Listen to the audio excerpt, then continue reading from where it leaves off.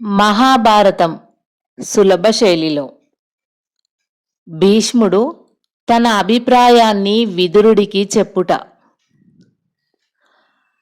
తండ్రి ధృతరాష్ట్రుడు తన కొడుకు కళ్ళబొల్లి మాటలను పూర్తిగా నమ్ముతున్నాడు.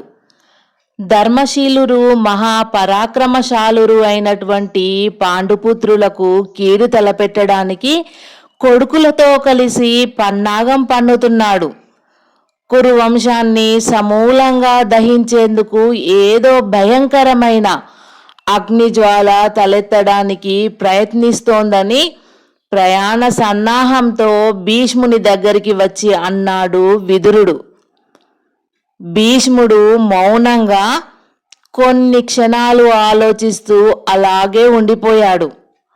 అనంతరం సూటిగా విదురుడిని చూస్తూ గంభీరంగా ఇలా అన్నాడు. విదురా, ఈశ్వర సంకల్పం మార్చడం మన ఎవ్వరికీ సాధ్యం కాదు. ఈ ధృతరాష్ట్రుడు తన పాపానికి తనే ఫలితం అనుభవిస్తాడు. చెట్టులో నుండి పుట్టిన అగ్ని ఆ చెట్టునే సమూలంగా దహించినట్లు ఇతనిలో నుండి పుట్టిన ఈ మాత్సర్యాగ్ని ఇతని జీవితాన్నే కాల్చి మసి చేస్తుంది, కానీ విడిచిపెట్టదు. దేవాది దేవుడైన శ్రీకృష్ణ భగవానుడు రక్షకుడుగా ఉన్న పాండుపుత్రులను ఎవ్వరూ ఏమీ చెయ్యలేరు. రాజధికారం మనకెందుకు, ఇంద్రప్రస్థానికి వెళ్ళిరా అని అన్నాడు భీష్ముడు విదురుడితో. విదురుడు భీష్మునికి నమస్కరించి కన్నీళ్లను తుడుచుకుంటూ, లోకపూజ్యుడవైన నువ్వు రాజ్యం వదులుకోవడం వల్లనే చంద్రవంశానికి ఎన్నో మచ్చలు కలుగుతున్నాయి తండ్రి అని మెల్లగా వెనుదిరిగాడు. ఇక ఇంద్రప్రస్థానికి చేరుకున్న విదురుడు ప్రేమతో తనకు మ్రొక్కి నిలుచుని ఉన్న అన్నకుమారులను 2 చేతులతో కౌగిలించుకొని, చిరంజీవులారా, మీకు, మీ మంత్రి సామంతులకు, సర్వబంధుజనులకు కుశలమే కదా? పూజ్యురాలైన మా వదిన క్షేమమే కదా? సౌభాగ్యవతులైన నా కోడన్లు సుఖంగా ఉన్నారు కదా? నా మనుమలు ముద్దు ముద్దుగా ఎదుగుతున్నారా అని విదురుడు ఆనందాతిరేకంతో బాష్పకణాలను విడుస్తూ ప్రియం రెట్టించిన కంపిత స్వరంతో అడిగాడు.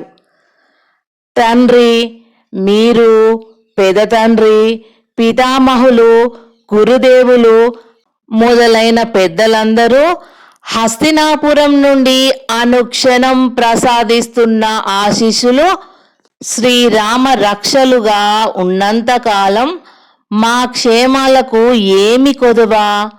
మీ అందరి దయ వల్ల ఇంద్రప్రస్థంలో అందరూ కుశలమే అన్నాడు ధర్మరాజు ముగిలించిన చేతులను అలాగే ఉంచుకుని. బిడ్డలారా, మానవ మాతృలమైన మా ఆశీర్వాదాలు నీటి తుంపర్ల వంటివి. సర్వకాల సర్వావస్థల్లో మీ యోగక్షేమాలని విచారించుకుంటూ కంటికి రెప్పలా మీ సోదర పంచకాన్ని కాపాడుకునే శ్రీకృష్ణదేవుని ఆశీస్సులు అమృతధారలు. ఆ మహనీయుని ప్రేమ మీకు శాశ్వతంగా ఉండేటట్లు అనుదినం ఆ భగవంతుణ్ణి ప్రార్థిస్తాను అన్నాడు విదురుడు పంచపాండవులను చూస్తూ. అనంతరం ఆ పాండవులు మహావైభవంతో విదురుడికి స్వాగత సత్కారాలు సమర్పించి పట్టణంలోకి తీసుకువెళ్లారు.